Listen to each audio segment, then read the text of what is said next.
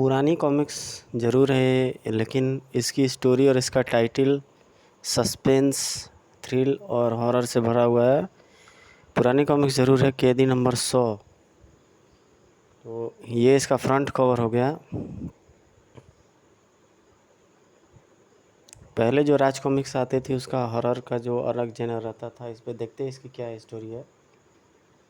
कैदी नंबर 100 के जेल से फरार होने के पश्चात पुलिस बेहद सरगर्मी के साथ उसे तलाश कर रही थी। जाने दो। शहर के बाहर जाने वाले सभी रास्तों पर पुलिस ने नाकाबंदी कर रखी थी। रेलवे स्टेशन, एयरपोर्ट, बस अड्डे और उस संभावित स्थान पर पुलिस का जाल फैला था जहां वह भाग निकल सकता था। इस खबर को सुनने के बाद से इंस्पेक्टर बलदेव का दिमाग अंतरिक्ष से उड़ा आ रहा था। यही वह शख्स था जिसने एक माह पूर्व कैदी नंबर 100 को गिरफ्तार किया था। क्या क्या कहा? कैदी नंबर 100 फरार हो गया? मैं अभी पहुंच रहा हूं। कैदी नंबर 100। बल्लू, यह फ़ोन पर अभी तू क्या कह रहा था रे? वह कैदी नंबर 100। ओ माँ, मुझे तुरंत जाना है। एकाएक भय से चीख उठी सुलोचना देवी। नहीं, क्या हुआ माँ? क्या तू भूल गया था कैदी नंबर 100 ने जेल जाने से पहले क्या धमकी दी थी? नहीं, तू आज कहीं नहीं जाएगा बल्लू। माँ, मैं पुलिस की नौकरी करता हूँ, न जाने कितने चोर, डाकू, लुटेरे मुझे ऐसी तैसी गीदड़ भौंकिया देते रहते हैं। तू घबरा मत माँ, उस हरामजादे को मैं एक बार फिर काल कोठरी में सड़ा कर रहूँगा। फिर इससे पूर्व की सुलोचना देवी कुछ कह पाती, बलदेव एक झटके से मुड़ा और बाहर निकल गया। मेरे बल्लू की रक्षा करना भगवान। किक, राजनगर पोर्ट की ओर चलो। ठीक आधे घंटे पश्चात पोर्ट के नज़दीक एक रेस्टोरेंट में। साहब, इंस्पेक्टर देव, तुम्हारी ड्यूटी इस रेस्टोरेंट पर ही। समझो, अगर वह पोर्ट से फरार होने की फिराक में होगा तो हो सकता है वो यहाँ भी है। Yes sir. अरे क्या हुआ देव? लेकिन उसकी बात अनसुनित करके देव उस कंबल लपेटे व्यक्ति की तरफ बढ़ गया। बेहद तेज़ी के साथ वह उसके निकट पहुंचा और ऐ मिस्टर। कंबल वाला पलटा। सब इंस्पेक्टर को केवल एक क्षण के लिए उसका हाथ चमका। उसकी आंखें फैली उसकी, लेकिन हाथ होलिस्टर तक नहीं पहुंच पाया। कैदी नंबर 100 धाए ऑफ। कंबल और कैदी नंबर 100 लॉन की तरफ खुलने वाली खिड़की की तरफ लपका। कैदी नंबर 100, रुक जाओ, तुम नहीं बच सकते। ओफ धा। इंस्पेक्टर बलदेव पागलों के समान उसके पीछे लपका। चमुंडा, अब तू बच नहीं सकता कुत्ते। कैदी नंबर 100। सामने खड़े सिपाहियों ने उसे रोकने की चेष्टा की, मगर आंधी के समान वह मोड़ पार कर गया। इसी पल इंस्पेक्टर बलदेव का रिवॉल्वर गरज उठा। अचूक निशाना।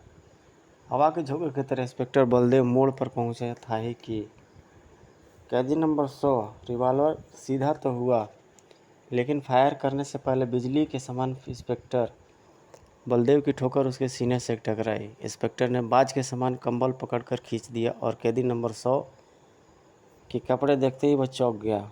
ओह, खून!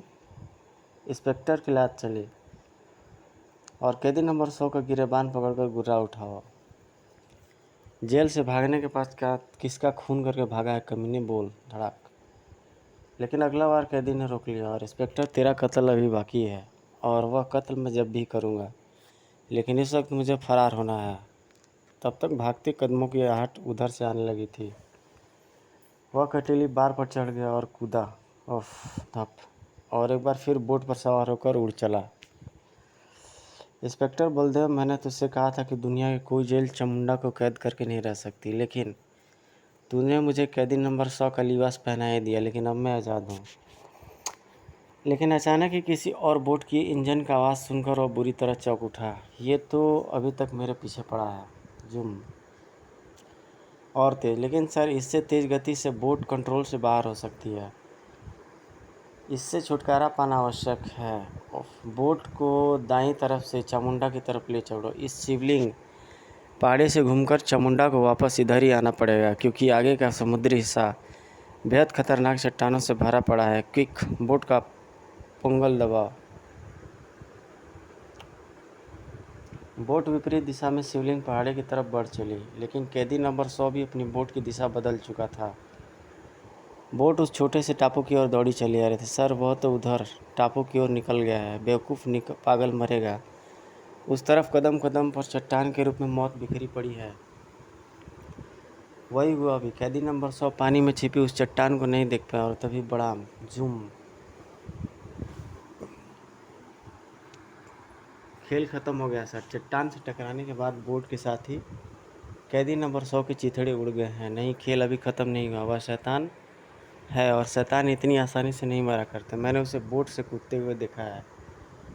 इंस्पेक्टर बलदेव दांत भींचकर गुर्रा उठा। अब वह जरूर उस टापू पर ही जाएगा, लेकिन सर वह टापू अभी 5 मील दूर है। उसका कैदी इतनी लंबी दूरी तैरकर पार करेगा क्या? असंभव। जिसके दिल में जीने की प्रबल इच्छा हो वह सैकड़ों मील भी दौड़कर टापू तक पहुंच सकता है। तुम बोट सावधानी से उधर लेकर चलो। Yes sir. बोट को बेहद मंथर गति से चलाता हुआ वह टापू की ओर बढ़ने लगा। समुद्र का यह इलाका बेहद खतरनाक है, चट्टानों से बचाकर चलो। आप फिक्र मत करें सर, ऐसे इलाकों में बोट चलाने की खास प्रैक्टिस है मुझे। बोट किनारे पहुंचकर रुकी। दोनों टापू पर उतर गए और अभी कुछ ही दूर चले होंगे कि एकाएक उछल गए। ओह नो सर, ये क्या? छाती से खून बह रहा है। रिवॉल्वर नीचे पड़ी है। लगा है इसने खुद को गोली मार ली है। गोली लगने का कोई चिन्ह नहीं है। दोनों की खोपड़ी घूम कर रह गई। कमाल है सर, मैं तो सोच भी नहीं सकता था कि यहाँ पहुँचकर हमें कैदी नंबर 100 की लाश के दर्शन होंगे। कुछ समझ में नहीं आ रहा है कि ये हुआ कैसे। और अभी दोनों गहरे असमंजस में ही डूबे थे, अचानक तेज़ हवा चलने लगी। उफ, ये तेज़ हवा! साएं साएं। तेज़ हवा के कारण पेड़ पर लटकी कैदी नंबर 100 की लाश एक झटके से उछलकर नीचे आ गिरी। धड़ाम। यह देखते ही इंस्पेक्टर बलदेव चिल्लाया, रतन, मुझे ये तूफान के लक्षण लग रहे हैं। लाश को उठाकर बोट की ओर ले चलो। Yes sir. लेकिन तूफान के लक्षण थे, लेकिन समुद्री नहीं। अचानक रतन की आंखें भय से फैलती चली गई। रोंगटे खड़े हो गए उसके। Sir sir. रतन की हालत देखते ही बुरी तरह चौंक कर पलटा इंस्पेक्टर बलदेव। ठीक उसी पल एक पत्थर उठाकर रतन ने उस धुएं की परछाई पर फेंका। ओह नो, बचिए सर। पत्थर उस परछाई के आर पार निकलते देख रतन व इंस्पेक्टर बलदेव की आंखें हैरत से फट पड़ी। भय का मारा कंठ फाड़ कर चीख उठा रहा रतन, यह कोई शैतान आत्मा है सर, शायद कैदी नंबर 100 की कातिल भी। भागिए सर, भागिए। इंस्पेक्टर बलदेव दूसरी पर होलिस्टर से रिवॉल्वर बाहर निकल चुका था। उसने जबड़े भींचे और फायर कर दिया। धाएं। नहीं जानता था कि परिणाम क्या निकलेगा, लेकिन पूरा रिवॉल्वर खाली कर दिया उसने। गोलियों की उस पर कोई असर न देखकर रतन बेहताशा चीखता हुआ बोट की ओर दौड़ पड़ा। सर भागिए सर, जान बचानी है तो भागिए सर। एकाएक रतन के पांव तले जमीन निकल गई। ओह उसकी गर्दन पर कसाव बढ़ गया। सर बचाइए, मुझे बचाइए। गूं गूं गूं। चीख सुनकर इंस्पेक्टर बलदेव भयानक फुर्ती के साथ पलटा और फिर बलदेव जैसे साहसी व्यक्ति के भी होश खराब हो गए। नहीं,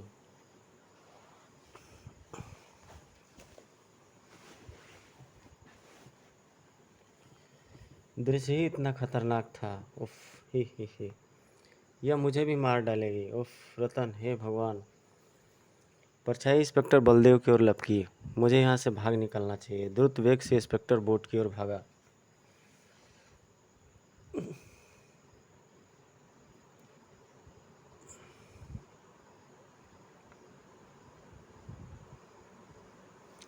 किनारे से ही जंप लगाई उसने। पहले से स्टार्ट मोटर वेग तीर के समान था, जल की ओर बढ़ती चली। घुर, परछाई कहीं गायब हो गई। इसी पल भीषण झटके के कारण वह हवा में कई फुट उछल गया। भड़ाम। बोट एक नुकीली चट्टान से टकराकर प्रचंड धमाके के साथ टुकड़ों में बदल गई और इंस्पेक्टर बलदेव अथाह जल की लहरों से जूझ रहा था। होश में आते ही उसने स्वयं को हॉस्पिटल के बेड पर पाया। मैं कहाँ हूँ? डोंट वरी सर, अब आप खतरे से बाहर हैं। तुम इंस्पेक्टर सबदेव? यस सर, हम लोग आपके पीछे ही एक अन्य बोट पर आ रहे थे कि एकाएक आपकी बोट को ध्वस्त होते देखा और थोड़ी देर में आप भी हमें यहाँ दिख गए। मैं शायद बेहोश हो गया था, अगर तुम वक्त पर न पहुँचते तो। सब इंस्पेक्टर का आदेश है कि आपको होश में आते ही आपके घर भेज दिया जाए। हाँ, मैं जानता हूँ कि मेरी माँ मेरे लिए कितनी परेशान हो गई और अब तो मैं बिल्कुल ठीक हूँ। जीप तैयार है सर। शुक्र है इन लोगों ने माँ को अस्पताल नहीं बुला लिया। माँ बेकार में ही मेरी अवस्था देखकर परेशान होती होगी। और घर के आगे लगी भीड़ देखकर भक्क से उड़ गया उसका दिमाग। मेरे घर के आगे भीड़ कैसी? सर। हवलदार के बोलने से पहले ही इंस्पेक्टर बलदेव जीप से कूदकर घर की ओर लपक चुका था। मेरे पीछे जरूर कोई अनहोनी घट गई है। उफ। कदम कमरे में कदम रखते हो इंस्पेक्टर बलदेव। सर, यह किसकी लाश है? किसकी लाश है ये? उत्तर पाने से पूर्व ही झपट कर वह लाश के गहरे से कफन हटा चुका था। नहीं माँ। और लाश का चेहरा देखते ही उसका दिमाग साए साए कर उठा, मानो बुत ही बन गया था वो। नहीं नहीं, यह नहीं हो सकता माँ, तू मुझे छोड़कर नहीं जा सकती, नहीं जा सकती तू। लेकिन रोया नहीं हुआ। आग भभूका हुए चेहरे के साथ ही वो घुर्राया तो खूनी भेड़िया लगा। यह सब कैसा हो गया सर? किसने किया है सब? मुझे उस हत्यारे का नाम बताइए सर। मैं उसे पताल से भी खोजकर रिवॉल्वर की सारी आग उसके सीने में भर दूंगा। कैदी नंबर 100 तुम्हारी तलाश में आया था, लेकिन इसका मतलब कैदी नंबर 100 के कपड़ों पर लगा हुआ खून मेरी माँ का था। उफ, कैदी नंबर 100। तुम कैदी नंबर 100 के पीछे गए थे ना इंस्पेक्टर बलदेव? गया था सर, लेकिन मेरी बदकिस्मती देखिए, वहाँ पहुँचकर मुझे उसकी गिलास पेड़ पर टंगी मिली। अपने हाथों से आग न लगा सका मैं उसके सीने में। लेकिन सर, अगर वो परछाई चामुंडा की हत्या ना करती तो आज अपनी माँ के हत्यारों को मैं खुद सजा देता। उस टापू का रहस्य ढूंढूंगा, कैदी नंबर 100 के उस हत्यारों के चिथड़े उड़ा दूंगा मैं। और तब इंस्पेक्टर बलदेव उस खौफनाक परछाई के विषय में सब कुछ बताता चला गया। सुनने के पश्चात कमिश्नर साहब बेहद गंभीर हो उठे। फिर बोले, इंस्पेक्टर बलदेव, हमें उस टापू का रहस्य चाहिए, उस परछाई की असलियत चाहिए जिसने तुम्हारे देखते ही देखते 2 कत्ल कर डाले और तुम्हारी भी जान पर आ पड़ी। अब फिक्र मत कीजिए सर, इस बार मैं पूरी पुलिस फोर्स के साथ वहाँ जाने की इजाज़त चाहता हूँ। हम इंतज़ाम किए देते हैं। इस घटना के तीसरे ही दिन 3-3 हथियारबंद सिपाही और एक इंस्पेक्टर प्रत्येक बोट में रहेंगे। बोटें चारों तरफ से टापू को घेरे रहेंगे। सभी लोग मुझे वायरलेस पर संबंध बनाए रखेंगे। मेरा आदेश मिलते ही टापू पर उतरना है। और फिर बलदेव का आदेश प्राप्त होते ही सभी बोटें टापू की ओर रवाना हो गए। सावधान सीलिंग। पहाड़ी के बाद का समुद्र रास्ता बेहद खतरनाक है। हल्की सी भी चूक का मतलब है मौत। पुलिस व काफिला टापू तक जा पहुंचा। इंस्पेक्टर बलदेव का आदेश प्रत्येक बोट पर गूंज उठा। टापू पर डेला डाले आगे बढ़ो। कोई भी संदिग्ध व्यक्ति दिखाई पड़े उसे गिरफ्तार करो या गोली मार दो। इंस्पेक्टर बलदेव का आदेश मिलते ही टापू पर मानो तूफान सा आ गया। जबकि टापू पर वह चट्टानों से घिरी गुफा जिसे आसानी से देखा जा सकता था, मुनासिब न था उसके भीतर। प्रोफेसर साहब, आपका क्या ख्याल है? वह इंस्पेक्टर का बच्चा अब दोबारा यहाँ आने का साहस करेगा? जरूर करेगा लुका।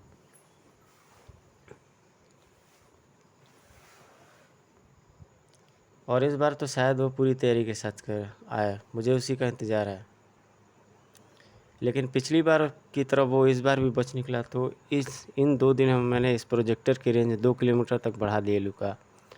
अब मैं किसी भी इंसान के अक्स को इस मशीन के द्वारा 2 किलोमीटर तक ट्रांसमिट करके मनचाहा काम ले सकता हूँ।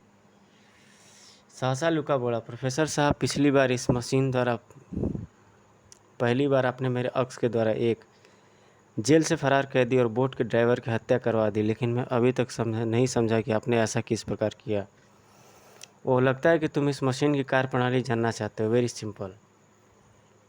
इस मशीन में एक विशेष किस्म की किरण निकलती है जो इसके सामने खड़े व्यक्ति के शरीर से उसका अक्स या परछाई बनाकर उसे कंट्रोल द्वारा 2 किलोमीटर की परिधि तक भेज सकती है। फिर इन किरणों के रेंज में खड़ा इंसान वैसी मुद्रा यहाँ बनाएगा, वैसे उसका अक्स बाहर निकलेगा। जैसे ही कैदी की हत्या करने के लिए तुमने उसका गला दबाने की मुद्रा यहाँ पर बनाई थी, जबकि तुम्हारा अक्स वास्तव में ही कैदी का गला दबा रहा था। उसी पल टीवी स्क्रीन की तरफ देखता प्रोफेसर चौंक उठा। लुका, टापू पर पुलिस फोर्स। आपका सोचना ठीक निकला, यह वही इंस्पेक्टर है प्रोफेसर साहब। लुका, इस ट्रांसमीटर पर दिलावर से कहीं कि फैक्ट्री की सारी मशीनें बंद कर दो और 3 नंगे बदन आदमी अंदर भेज दो। क्विक गो। प्रोफेसर की उदास से केवल 3 ही मिनट पश्चात, मैं तुम चारों के अक्सों को टापू के चारों दिशाओं में ट्रांसमिट कर रहा हूँ। रेडी? आप अपनी अपनी नज़रें इस टीवी स्क्रीन पर रखो। टापू पर आज मौत का तमाशा होगा। प्रोफेसर ने मशीन का बटन दबा दिया। चारों ओर की जिसमें रोशनी से ना उठे। फर्र। इधर उत्तर दिशा की ओर के सिपाही व सब इंस्पेक्टर चौंक उठे। सर, वह परछाई, यह क्या भला है सर? सब इंस्पेक्टर की छठी इंद्रिय सचेत हुई। फायर, गोली चलाओ इस पर। गने गरज जूझी, लेकिन परछाई को आगे बढ़ने से न रोक सकी। सब इंस्पेक्टर का वाक्य भी पूरा न हो पाया था कि परछाई के साथ साथ उसकी गर्दन पर कस हो गया। उफ, इस पर तो कोई गोली का असर ही नहीं हो रहा है। मौत की परछाई भागो, इस पर हमारी गोलियों का भी असर नहीं है। धड़ाक। उफ, लेकिन इससे पहले कि उठकर वह पुनः भागते नहीं, और फिर खूनी परछाई ने उसे उठने का कोई मौका नहीं दिया। सिपाही उछलकर नीचे आ गिरा, बाकी दुनिया से ही उठा दिया गया। इसके बाद वह पश्चिम दिशा में मौत की परछाइयों ने अपना जाल फैलाया। उफ, दक्षिण के ऊपर उपस्थित था स्वयं इंस्पेक्टर बलदेव, जो एकाएक ही गोलियों के स्वर से चौंक उठा, सुनकर उछल उठा। गोलियों की आवाज़ें। सब इंस्पेक्टर देव बोला, सर मुझे कुछ गड़बड़ लगती है। वायरलेस पर, सब इंस्पेक्टर उत्तरी दिशा मोर्चा रिपोर्ट दो, ये गोलियां क्यों चल रही? ओवर। कमाल है, कोई जवाब नहीं दे रहा है। उफ, किस दिशा से कोई जवाब नहीं मिल रहा है। यह तेज हवा। और अचानक बलदेव चीख पड़ा, सब इंस्पेक्टर देव, अब मेरी समझ में आ गया है, वायरलेस पर कहीं से कोई स्वर क्यों नहीं गूंज रहा। यह मौत की आंधी है देव, उस खौफनाक परछाइयों के आगमन की पूर्व सूचना। बोट की ओर भागो, हरिया बचाओ। सर, उस परछाई ने हमारे सिपाहियों को रुकना नहीं दिया। हरिया, हम परछाई से नहीं जीत पाएंगे। दोनों लपक कर बोट में सवार हो गए। इंस्पेक्टर बलदेव ने तूफान की गति के साथ बोट पानी पर दौड़ा दी। घुर्र। वह परछाई हमारे पीछे लगी है सर, मैं फायर कर रहा हूँ सर।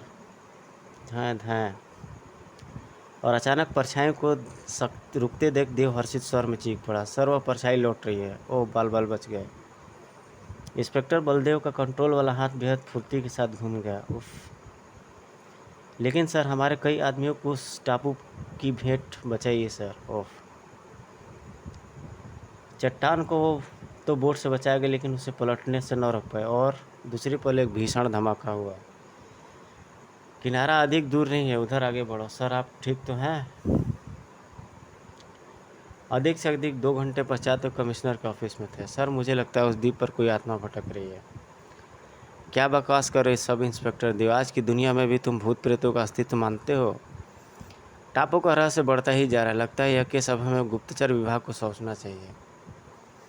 यह सुनते ही बलदेव भड़क उठा, नहीं सर, यह केस आप किसी के भी हवाले मत करिए, मुझे आज रात तक का समय और दे दीजिए सर, केवल एक रात का समय। ठीक है इंस्पेक्टर बलदेव, आज रात का समय मैं तुम्हें देता हूँ, तुम्हारी मदद के लिए देव तुम्हारे साथ रहेगा। फिर उसी रात मुझे इस ट्रिप पर कोई बहुत बड़ा रहस्य नज़र आ देव, और यहाँ से बोट हमें केवल शिवलिंग पहाड़ी तक ले जाएंगे, उसके आगे हमें तैर कर जाना होगा। मैं नहीं चाहता कि इस बार हमें तीसरे को टापू की ओर बढ़ते दें, हम किसी तीसरे को टापू की ओर बढ़ते दिखाई दें। गोताखोरी फंसा के कारण टापू तक पहुंचने में उन्हें कोई दिक्कत ना हुई। और उस समय वे सरगर्मी से उस टापू पर खोजबीन में लगे थे जब एकाएक दोनों चौंक उठे। अरे सर, वह देखिए, कोई लॉन्च भी इसी ओर आ रही है, और लॉन्च की सभी बत्तियां बंद हैं। यह लॉन्च अवश्य ही टापू की ओर जा रही है। यह तो हमारी ओर ही आ रही है। लॉन्च से लाइट सिग्नल दिया जा रहा है। लॉन्च ठीक उसके नीचे पहुंचकर रुक गई और एक सरसराहट का स्वर उभरा, और सर यह तो कोई गुप्त द्वार है, यह लॉन्च भीतर जाएगी, हमारे भीतर जाने का इससे बढ़िया मौका नहीं मिलेगा देव। दोनों तुरंत पानी में कूदकर लॉन्च की ओर लपके। इसी समय लॉन्च भीतर जाने लगी। दोनों लॉन्च के साथ हो लिए। आओ फैंटा, मैं तुम्हारा ही इंतज़ार कर रहा था। पुलिस का खतरा बढ़ गया है प्रोफेसर, इसलिए माल जल्दी ही लेकर फरार जाना चाहता है। तो ये कॉमिक्स को यहीं पे स्टॉप करना पड़ेगा मेरे को, आई थिंक ये जाम हो गया है और चल रहा है, मगर थोड़ा प्रॉब्लम किया इसने। भीतर लुका और प्रोफेसर, आओ फैंटा, मैं तुम्हारा इंतज़ार कर रहा था। पुलिस का खतरा बढ़ गया है प्रोफेसर, इसलिए माल जल्दी से लेकर जाना चाहता हूँ। क्यों नहीं, ऐसे कामों में खतरा तो होगा ही, लेकिन अब इस टापू पर से खतरा हमेशा के लिए ख़त्म हो जाएगा फैंटा। मेरा खूनी आविष्कार मौत की परछाई पूरा हो गया है। क्या सच प्रोफेसर? प्रोफेसर फोंटा को मौत की परछाई के विषय में बताने लगा। यह रही उस अत्याधुनिक गनों की खेज जो एक बार में 100 से अधिक गोलियां उगलती। वाह! फिर ये रोशनी बम, यह to in bomb, time bomb और दस्ती बम दोनों के रूप में इस्तेमाल होते हैं। यह भी मेरी तरह नई ईजाद है। Fanta good. प्रोफेसर आपकी फैक्ट्री तो दिन रात चौगुनी तरक्की कर रही है। यह सब तुम लोगों की मेहरबानी है लूका। यह सारा माल लॉन्च में डाल दो। Yes professor. उधर दोनों शैतान के रूप में लॉन्च के भीतर पहुंच चुके थे। सावधानी से भीतर रख दो पेटियां। भीतर केबिन में घुसते ही दोनों चीते के समान उस तीनों पर छूट पड़े। तड़ाक कड़ाक थड़ा। एक एक कर 8 बदमाश लॉन्च के भीतर गए, लेकिन जब उनमें से कोई भीतर नहीं वापस न लौटा तो कमाल है, सब अंदर ही बैठ गए। मुझे देखना होगा। और जैसे ही फैंटा ने लॉन्च में कदम रखा, प्रणाम। कोई कुछ समझ भी न पाया कि एक तरफ से गोलियां चली। उफ खतरा, मुझे प्रोजेक्टर रूम में पहुंचना होगा। उसी क्षण उस पर कोई कूदा। कमीने, मौत के निर्माता, आज तो नहीं बचेगा। इंस्पेक्टर बलदेव के हाथ में धड़ाक। उफ ठक उफ, सब गड़बड़ हो गई। मुझे यहाँ से भाग निकलना चाहिए। वो कमीने, आज तो नहीं भाग सकेगा। प्रोफेसर बेहद तेजी के साथ बोट लेकर भागा। थुर्रम। लेकिन सब इंस्पेक्टर देव ने उसके निकलने का मार्ग बंद कर दिया। पूरी गति से आती बोट को प्रोफेसर रोक ना सका, जिसका परिणाम बेहद भयानक रहा। धड़ाक। तभी जंगला वापस खींचने के बाद देव चौंक पड़ा। सर, मैंने टाइम बम फिट कर दिया है। इस जगह से दूर हो जाइए सर, बम फटने ही वाले हैं। ऑफ। दोनों तेजी के साथ पानी में कूद पड़े और अभी दोनों उस गुफा के बाहर ही निकले थे कि बाहर कई कण भेदी धमाकों के साथ वह पहाड़ी ढह गई। बड़ा। और फिर देखा देव, मौत की वह परछाई किसी भूत प्रेत की माया नहीं थी, बल्कि उस शैतान की माया थी जो उस परछाई की आड़ में हथियारों की अवैध फैक्ट्री चला रहा था। सच पूछो तो चामुंडा ने इस टापू पर आकर हमारे हक में अच्छा ही किया। चामुंडा यहाँ ना आता तो वह शैतान न जाने उसे मौत की परछाई से भविष्य में क्या गुल खिलाता। और सफलता की चमक चेहरे पर लिए दोनों वापस बंदरगाह की ओर लौटने लगे। तो स्टोरी कैसी लगी कमेंट करके ज़रूर आप बताइएगा। और एक नई स्टोरी में आपका बहुत जल्दी ही मैं वेलकम करूँगा। मिलते हैं आपसे नेक्स्ट वीडियो में। लाइक सब्सक्राइब शेयर करते रहिए। धन्यवाद।